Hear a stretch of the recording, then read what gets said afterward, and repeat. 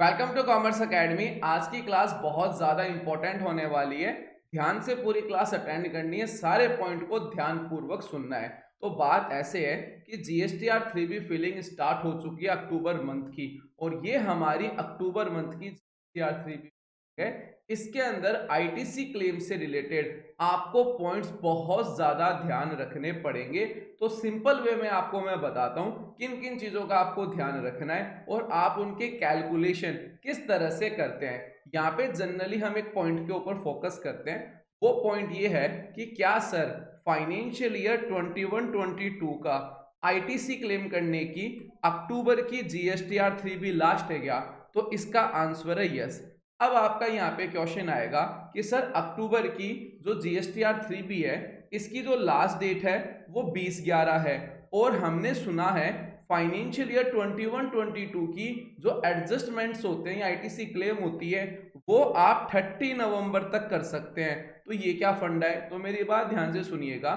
Generally दोनों statement सही है, फर्क इतना ही है अक्टूबर की जीएसटीआर 3B है उसकी फिलिंग की लास्ट डेट 20/11 है, और अगर आपने 20/11 तक इसे फाइल कर दी तो ये तो 30/11 वाली जो लास्ट डेट है स्पेशली फाइनेंशियल ईयर 21-22 के एडजस्टमेंट की, इसका कोई मतलब नहीं बनेगा। तो इसका मतलब कब बनेगा? ध्यान से सुनिएगा।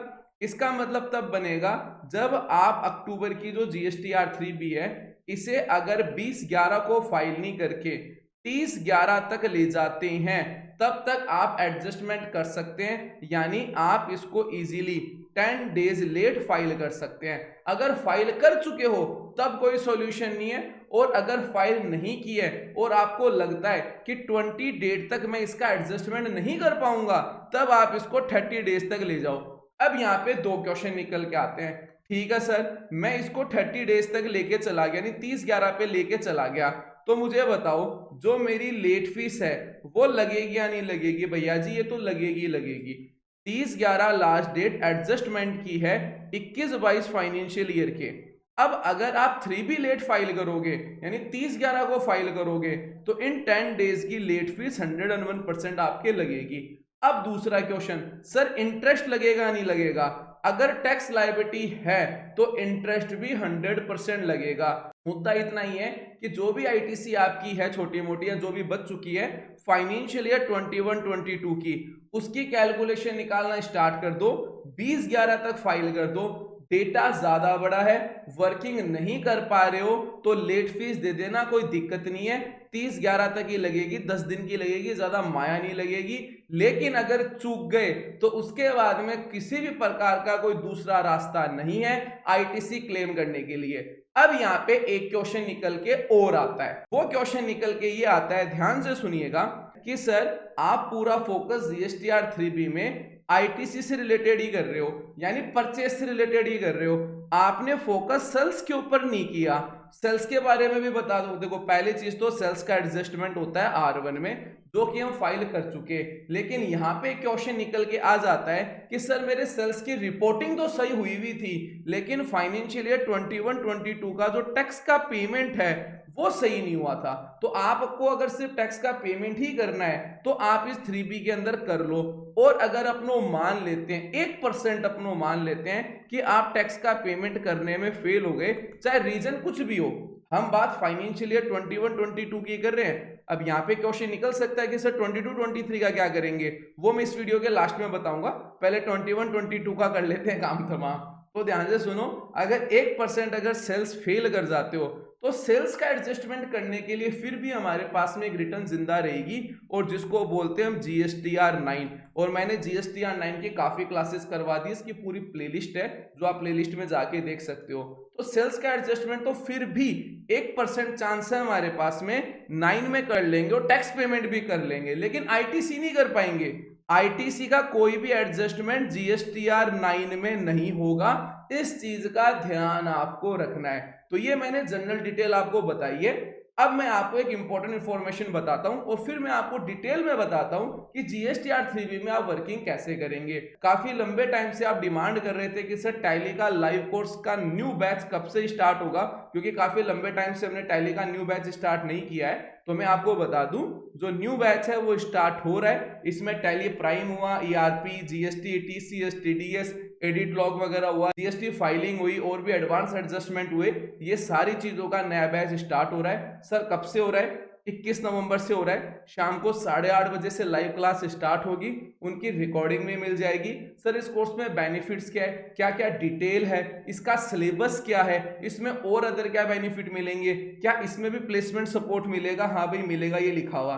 क्या सर ये बिजनेसमैन के लिए? हाँ भाई बिजनेसमैन हुआ, हाउसवाइफ हुआ, टैक्स प्रोफेशनल हुआ या फ्रेशर हुआ, सबको इसमें टारगेट किया जाता है, सबके लिए मटेरियल है। इस कोर्स की आपको पूरी डिटेल लेनी है या ज्वाइन करना या डेमो क्लास लेना है या फिर डिफरेंस देखने कोर्सेज के, तो आप हमारे इस एप्लीकेशन को डाउनलोड कर सकते हैं प्ले स्टोर में जाके। वहां पे आप एप्लीकेशन को एक्टिव करें, स्टोर पे क्लिक करें, कंटेंट पे जाएं, डेमो वगैरह क्लास देखें, कोर्स की जो अदर डिटेल्स है वो देखें, ओवरव्यू वगैरह देखें और सारी चीजें आप देख के जब सेटिस्फाई हो तो कोर्स को ज्वाइन कर सकते हैं। यहाँ पे एक छोटा सा डिस्काउंट ऑफर भी है, स्टार्टिंग के 50 कैंडिडेट्स के लिए ही है। जैसे ये 50 कैंडिडेट्स कंप्लीट हो जाएंगे ऑफर खत्म हो जाएगा। इतना ही है कि इस कूपन कोड को अगर आप यूज करोगे वेल 500 तो इस टेली कोर्स में आपको 500 की छूट मिल जाएगी। क्लासेस कब से स्टार्ट होगी? 21 नवंबर। बाकी डिटेल एप्लीकेशन में मिलेगी और इन हेल्पलाइन नंबर में मिलेगी। चलो भाई आगे बढ़ते हैं। तो बात ऐसे है कि मैंने आपको एक जनरली ये चीजें बता दी है कि जो जीएसटीआर 3B है अक्टूबर मंथ की, वो किन किन पॉइंट्स के लिए लास्ट है। अब ये आती है कि इसकी वर्किंग कैसे करेंगे, तो ध्यान से सुनिएगा, या फिर 22-23 के बारे में भी बात कर लेते हैं थोड़ी सी। तो ध्यान से सुनिएगा, 21-22 जो फाइनेंशियल ईयर है उसके लिए तो सब कुछ ही लास्ट है। और अगर आप चाहते हैं कि 22-23 की वर्किंग भी मैं इस रिटर्न में कर लूं, मतलब 22 कब से स्टार्ट हुआ, अब 22-23 फाइनेंशियल ईयर है, उसको कितने मंथ हुए? अप्रैल से लेके अक्टूबर, या मैं सितंबर तक मान लेता हूं कि सितंबर तक की वर्किंग की गई है।